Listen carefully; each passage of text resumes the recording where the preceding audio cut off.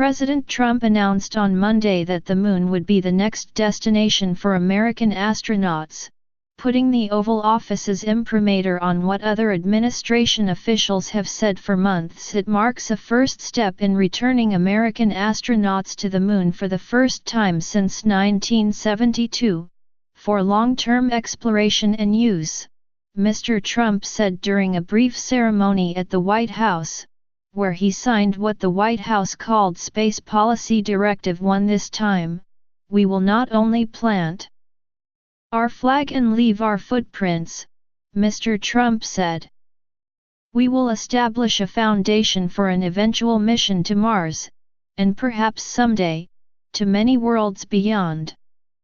Attendees included Harrison Schmitt, one of the astronauts on Apollo 17, the last piloted mission to the Moon. Today we pledge he will not be the last, Mr. Trump said. The directive, which came on the 45th anniversary of Apollo 17's landing on the Moon, calls for collaboration with commercial companies and other nations, but it did not specify when the Moon mission would occur or how much it might cost. These details may emerge in February when the administration's proposal for fiscal year 2019 is released. Vice President Mike Pence made a similar announcement in October at the first meeting of the National Space Council, which is to coordinate space policy across various federal agencies. Mr.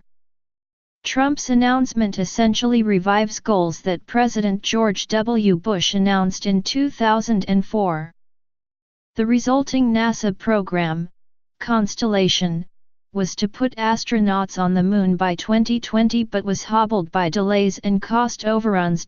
President Obama cancelled it in 2010 and instead told NASA to focus on reaching an asteroid in the 2020s and then Mars in the 2030s. The new heavy-lift rocket that NASA is developing for deep space missions, known as the Space Launch System, could serve as a core component of a Moon trip.